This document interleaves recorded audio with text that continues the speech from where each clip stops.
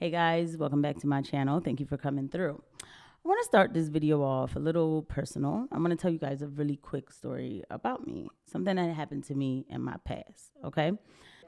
I was living in an area in New Jersey that was like pretty like quiet area, cops, everything kind of just for the most part stayed under control.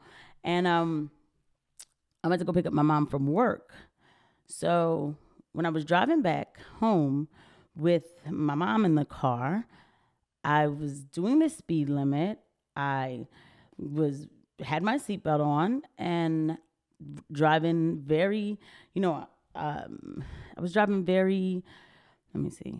I was driving very calm and I wasn't breaking any laws or anything. And I had my mom in the car, so like I wasn't driving reckless at all. I always, when I'm driving, I look in my rearview mirror. Okay, it's just something I do, just kind of like make sure I know everything going on around me. And I remember looking, and I saw this cop car just kind of like I was driving, and then I seen this cop car go like pew, and then just to come right behind me, and it was like 10:30 at night, like 11, and there was nobody else on the road. And I was like, Mom, I was like, I feel like that cop just turned around behind me. But I was like, I don't know why he would do that because I'm not doing anything wrong. And she's like, yeah, it's odd, whatever. And then all of a sudden there were lights. And I'm like, why am I getting pulled over? Because I knew I had everything right. I was like, my registration is under control. My stickers were under control. All of my lights were working, my brake lights, my headlights, everything. So I was like, yo, why is dude stopping me? I was like, this feels weird. So I pull over and then he comes behind me and he's like, no, he comes over to the window. He comes over to the window and I turned the car off, everything. And I said, hello. And he was like, hi. He was like, do you know why I stopped you? No, he said, license and registration. That's the first thing they say. And so I already had everything out ready. I was like, here you go. And he said, you know why I stopped you? And I was like, no, I don't. I was doing the speed limit. And he said, you have an obstruction of view on your rear view mirror. And I was like, oh. And of course, he was a white cop. Okay. And so I was like, oh. So what I had on my rearview mirror this was back in the day when people used to have like the CDs of the flag that they represent. So like a lot of Caribbean people had that, and I'm Haitian, so I had like a Haitian flag CD hanging on my rearview mirror. And he said it was an obstruction of view. And I was like, oh, I never knew that because like why would they sell these things and it's an obstruction of view and it can get me stopped by the cops. I'm like, oh, I was like, I'll take it down. He's like, okay. He's like, well, let me just go run your stuff. Right. I was like, all right, cool. Because I was like, yeah, he's not going to find anything and I can go along my merry way. So then he came back and he was like, there's a warrant out for your arrest. And so now I'm like, oh my God. And my mom is looking like, what? And I'm like, so my heart is like racing. And I was like, what do you mean? He was like, there's a ticket that you got out here in Jersey like last year and you didn't pay it. So you have a warrant out for your arrest. So technically, I have to take you in. And I was like, oh boy. I was like, okay, well what to do? What should I do? And he was like, well, I can't let you drive this car home. He's like, so you'll have to follow me to the station, but your mom, she'll have to get in the driver's seat and then you'll get in the passenger seat. And I was like, oh, okay. And so then I started to step out the car. And when I stepped out the car, there were, at this point, I think altogether, like another 3 cop cars behind his cop cars. That's 4 cop cars. And there were like multiple cops in my face. And they didn't have their guns drawn, but they had their hands like placed. And the very next thing I heard was, put your hands behind your head. You're under arrest. And I was like, and the minute I was stunned. And the minute I went and put my hands behind my head, I started like crying. So it's funny, like some of the stuff you remember, like sometimes you have like a crazy memory that's you're emotional about, or it's just like a very upsetting time in your life and you remember the weirdest things. But when I put my hand behind my head, I was like, I could feel my braids because I had just gotten a mixed in sewn in weave, and it was the first time I ever got something like that. It was actually a very nice weave that was done, and I can feel like I still remember the feeling of like the braids underneath when they like sewed in the tracks. So, and I remember they like had spread my legs like with his leg. And then, so I'm standing there like this, and then he spreads my legs, and then he's like frisking me. And then I remember he went into my hair and was like feeling, and he felt the braids, but I guess he thought that was like the guns in my hair or something. And I mean, and I started crying, but I wasn't like, I wasn't hysterical, but I just had tears. I was like, oh my God. And I started crying. And this other cop, I remember him, and he was like, oh, come on. As if, come on, you get arrested every weekend, like that kind of feeling. And then they cuffed me and put me in the back of the car. And I remember seeing my mom's face, because my mom and me, we kind of like look alike. So when she was crying, and at this point she was calling my brother like, oh my God, they're arresting Casey. Casey's getting arrested. And so now my mother is crying, and like her nose is red, her cheeks are red and everything. And it's funny, my voice is shaking because I don't think about this too much, because it is very emotional just seeing your mom like that. And I remember they threw me in the back of the cop car, and I was cuffed, and then drove away with me. And I remember that ride was fast and long at the same time. My heart was racing because I was like, I'm not built for prison life. Like, I don't even know how far this is gonna go. Like, how far am I gonna get? And do I get one phone call? Like, what to do? So then when they brought me in, I was still cuffed, and they brought me in, and they sat me on this hard wooden bench, and then they uncuffed me. So I was cuffing, and they uncuffed me, and then they cuffed me to a bench. So they cuffed one of my wrists to a bench, but then I had my hand out, and then they have to take your description. And so the cop was like looking at me, and then he's like, how tall are you? And I'm like 5'3". And then he's like, how much do you weigh? And I'm not gonna, I was like, whatever it was. And I had like this thing, and I don't know if you guys can see it. It's this keloid. He was like, what's that thing on your neck? And I was like, it's a keloid. And I remember like, he's like, how do you spell that? I think the woman I am today, I'd have been like, figure it out. But I was still scared. I was like a little girl. I was like, Keloid, And then I remember just like thinking like, oh my gosh, like how far? Like I was really upset because I was scared. I was like, gosh, they're going to put me behind the cell. Who am I going to call? Like, okay, so because I'm like, I get one phone call and I don't want it to be somebody who doesn't pick up the phone. But before, and matter of fact, excuse me, just to go back to the part when they were putting me in a car. I remember the cop was saying, listen, we're going to take you in and we're going to help you. Okay. And I remember thinking like, but this is surely a lot of help. I'm being cuffed and put in the back of a car. I really feel a lot of help right here, huh?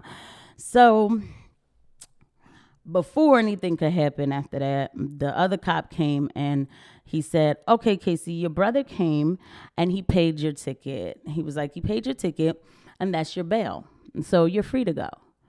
And I just remember just thinking like, well, like one part of me, of course, the first part of me was completely grateful. I was like, oh, thank God. I was like, oh my God, the crazy thing is, me and my brother around that time, we used to just always have these big chunks of time when we weren't talking to each other. But this was one of the times when we weren't talking to each other, but he still did what he had to do. Like he still came through and he bailed me out of jail. And took me home. And he took me home, and I remember just being so grateful to him, obviously grateful to God, yes, because I was like, yo, man, I'm not even ready to sit in nobody's cell. Mind you, I was a nursing student around that time. I was like, matter of fact, I had school the next day.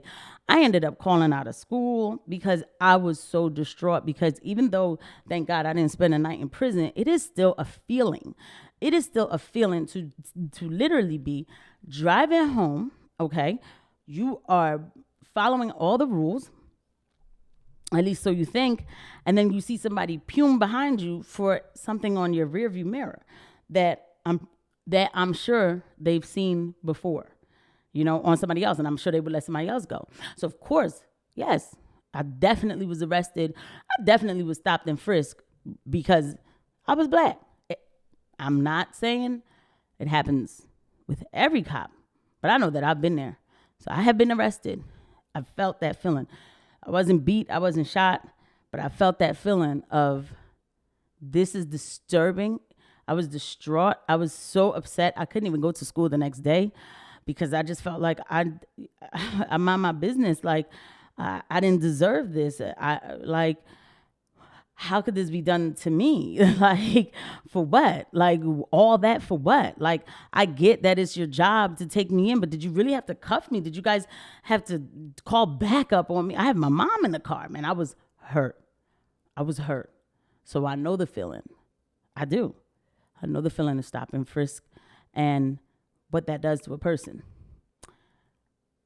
And I'm still not selfish enough to say that I want a DA who's going to act like there's no reason to stop a car. And that's the reality of it. The reality of the situation is, as much as it excited that cop, all those cops, to do that to me, yeah, I did give them the ammunition. I did forget that I paid that ticket. Had I paid that ticket, I wouldn't have got arrested. So I wouldn't have gave him a chance to humiliate me like that, because I was humiliated. You don't give them the ammo, okay? Philadelphia is coming out with laws saying you can have your stickers be expired and nobody's going to stop you, all kinds of things like that. And they call it for racial equity, racial diversity, those kind of words. I don't believe in lawlessness simply because I was disrespected and targeted by cops. That's selfish of me, because we're living in a world today where the murder rate in Philadelphia is 460 today, as of November 1st, 2021. We ended off at 499 last year. So probably 530. And these are numbers. These are lives. These are souls. I know we're going to end off more than 500. Every year it gets higher. I've met people who were arrested as I'm doing intakes, and I say, what happened? How did you get here? Because I ask a lot of questions, probably questions I'm not supposed to ask, but I still ask. And they say, well, I was riding a car with my friend, and, he had a hammer in the car, but the cop stopped us. I said, so hold up, the cops smelled the hammer in the car? And they said, no, but his tail lights were out, and so that's why the cop stopped us, and then they found the hammer. Why were the tail lights out? See, I'm not telling you how to be a perfect criminal. I'm not. I'm saying if you know you're riding dirty, have your inspection stickers under control and make sure your lights aren't out and stuff like that. So, because the thing is, for me, I'm going to tell you why this all connects right back to murder, okay? And how maybe some of this murder could go down. You see a person driving. They have a car that has an expired inspection. The cop stops them. And yes, they can do a sweep with their flashlight through your car. And then there's a hammer there. Now they're going to ask questions. And maybe that person was on his way to go end the life, such as the life that was ended pretty much in my backyard the other day. But maybe they get stopped and maybe they get put in jail, at least for that night or whatever, or just put away for a moment or something. Maybe we've stopped the murder. Okay. Also, the lack of convictions. Larry doesn't have convictions. He knows it too. He says he knows they've gone down. He's going to really work on that. He's also working on taking away cash bail, whatever. Mayor Kenny and Commissioner Outlaw both say that we have an issue with convictions. And you know who else knows that? The people out here shooting and killing. Okay? So if I'm not afraid, if I'm not afraid to end a life, okay? If I'm not freaked out by that, and then on top of that, I'm not afraid to go to jail because I'm probably not going to get caught and convicted. And then on top of that, when I get to jail, it's nothing but a joke because brothers in there be telling me, like, this is nothing but camp. I could do this bit in my sleep. Yeah. Why not end the life? when there are parameters put in place that make you think twice, like, might not want to go that route. Maybe I shouldn't do it like this. You might see some numbers go down. You might, right? At least try it, right? Also, Krasner says that in his time in office, he's been very pleased not to try a bunch of juveniles as adults. Like, the numbers have gone down. He doesn't try juveniles as adults as much as possible.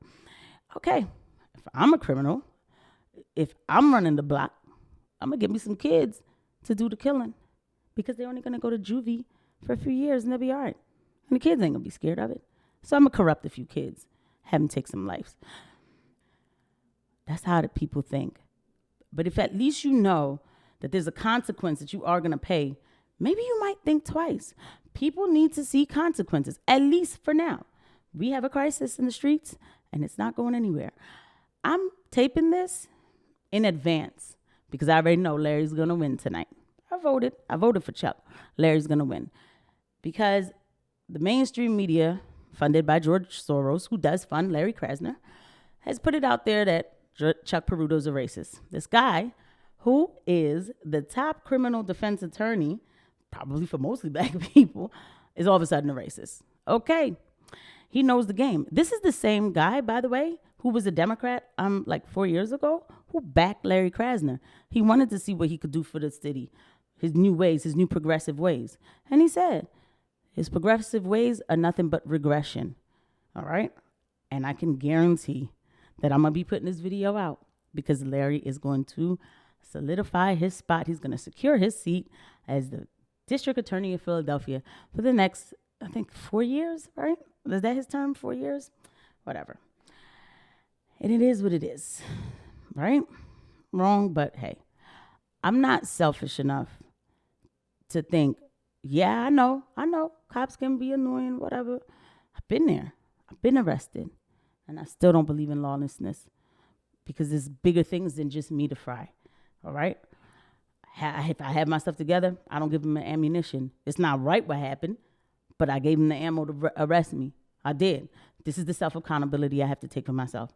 And that's why I tell this story, because while such an egregious thing happened, and while I watch my mom crying, and I don't like thinking about that story, I don't like thinking about that past event, I still will stand here and tell you, we need more strictness out here in these streets. We need something to make people think twice about ending lives, at least. So that's my story for tonight. And I think I'll just leave it here. So anyway, if you made it to this video, you know, like I always say, please subscribe. If this is your first time watching any of my videos, please subscribe. I talk about the truth here. I've talked very honestly. Some of the stuff I say is inconvenient truth. People don't want to hear it. People probably think some type of way about me. Please comment. Let me know what you think.